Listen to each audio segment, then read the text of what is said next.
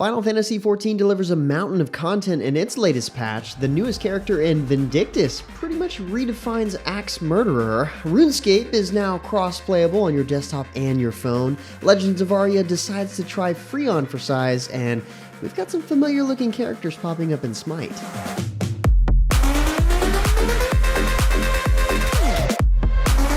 What's good, everyone? James Blonde here with your weekly recap for gaming news and announcements of the week of November 1st, 2019. And kicking off the news this week, the latest War Thunder update entitled Shark Attack will feature an up-armored Abrams tank.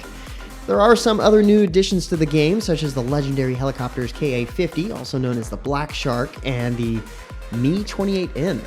Named after the Swedish word for barrel, the J-29D Tunnen may have looked clunky and awkward, but it flew gracefully thanks to the swept wings.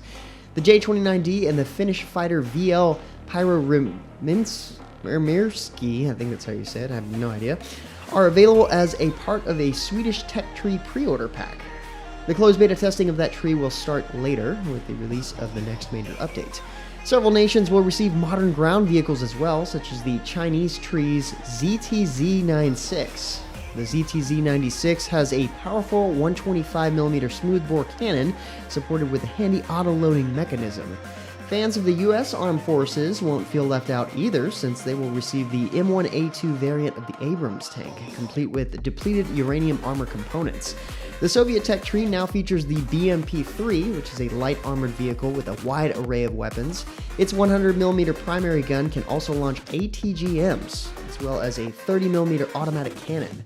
This cannon has high explosive incendiary, tracer, armor-piercing, and APCR shells to demolish enemy helicopters and light tanks. Is that not enough firepower for you? Well, it also has a 7.62mm PKT machine gun. Larger sized ships are also coming to War Thunder, and this time it's the majestic American heavy cruiser USS Pensacola. This is the first rank 5 ship in the game. If you're a fan of military history, don't miss out on the British light cruiser HMS Belfast. During World War II, it was used to escort the Arctic convoys to the USSR and to provide cover for the troops in the famous D-Day landings that took place in Normandy. Pretty nice size updates. The video at the site post goes into way more detail. RuneScape Mobile began early access this week, and it's now available on the Google Play Store via the link in the description. RuneScape members who leap into the early access program will receive the exclusive Mobile Founders Pack. This offers a Steel Panther combat pet, a unique rest animation, and the Radiant Dawn armor. RuneScape Mobile's early access will feature cross-platform between the mobile release and the desktop edition, so players can seamlessly move between the two as they will. Done playing RuneScape and want to leap into RuneScape Mobile early access because you need to leave your desk or laptop? It's never been easier. RuneScape Mobile also has an entirely new UI that's designed specifically for touchscreen devices. Next up, Tera's Unmasked update is officially live on consoles and brings some great new content to the game. First, there's the Guardian League missions, which have players taking to the skies.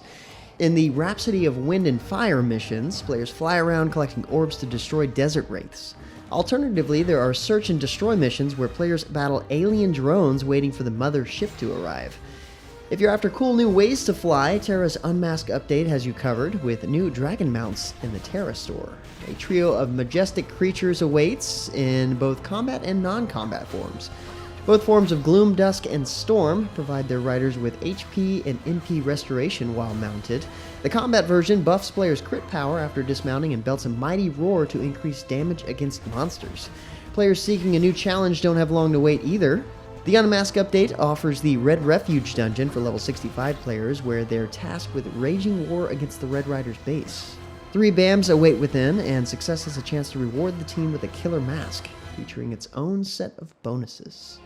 In other news, Citadel Studios is inviting everyone to come play Legends of Aria with the arrival of their New Dawn update. The New Dawn update arrives this November, and with it, all players will have access to Legends of Aria free of charge, though there will be an optional low-cost subscription that offers several bonuses.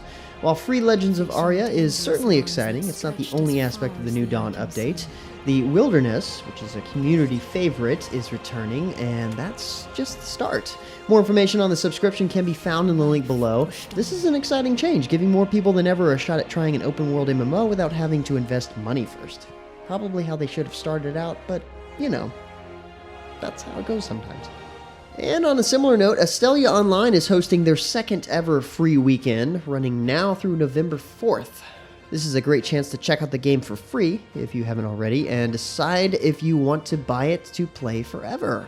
This is another game I was expecting to be free from the start, but it seems like it's harder and harder to know for sure until a game launches these days. In more MMO news, Ship of Heroes dropped their 5th and final video to prepare for the upcoming CCT beta. This begins this week, and anyone who has donated $50 or more over the last 2.5 years will have access. One of the most requested features in this CCT beta is the ability to see silhouettes, and fans will get just that. As players go through the 14 sets of morph, plus height, they can bulk up or slim down. Arms, legs, chest, and more are available to adjust. Costumes and hair models will also automatically adjust to fit the morph figure, so it should be a really fascinating thing to see go down in the CCT. The CCT for Ship of Heroes will have more than just body morph and adjustments though. You will also be able to customize faces, skin tones, and character features, so these heroes can look their absolute best. They offer up a new system that boasts that no two superheroes on the FHS Justice will look the same. This testing will last a week, and participants will be able to dive into the game world and explore the first zone in the form of Apotheosis City.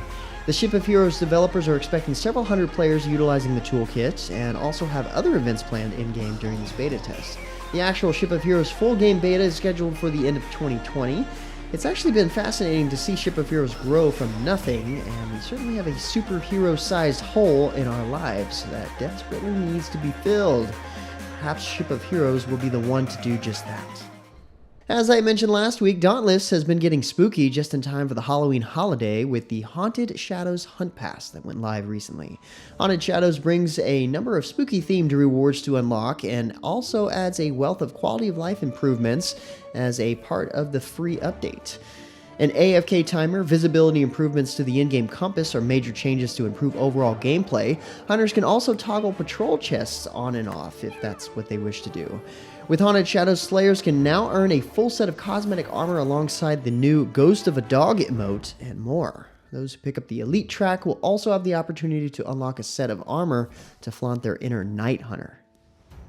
On to a bit of shooter news. Ironsight dropped a slew of new content this past week with their Tower update. The futuristic online shooter has enhanced bullets, a new map, and even a new mode. That's only the tip of the iceberg for the Tower update though. A new primary weapon will breathe new life into the game with the Ballistic Shield. There are also now EMP bullets to deal incredible damage to drones and sentinels. If you're a sniper looking to deal more damage on headshots, look no further than Magnum bullets. For the competitive-minded, a new ranked mode is available in the form of Duel. Players will go at it one-on-one to rise to the top. The mightiest of the mercenaries will receive exclusive rewards at the end of each season, depending on what rank they've achieved. Are you the best in the one-on-one situation? The Tower update lets you prove that. In addition, this mode shows off an awesome new map, the official Tower map. Several new options and cameras have been added for spectator mode, such as X-ray, static cameras, and more. The popular map known as Downtown has been graphically revised. In addition, the update provides new weapon skins and tactical improvements overall. Bleeding over from past news weeks, Kingdom Under Fire 2 released yet another video recently showing off how you can command your forces in this ambitious addition to the franchise.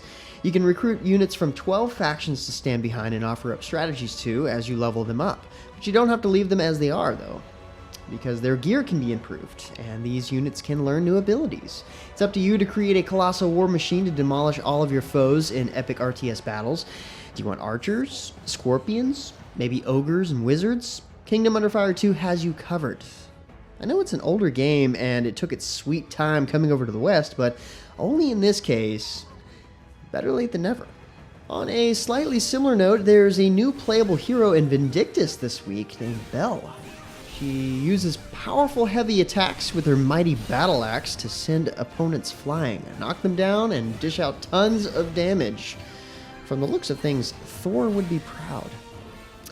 Final Fantasy XIV Shadowbringers received its first major update this week with patch 5.1, Vows of Virtue, Deeds of Cruelty.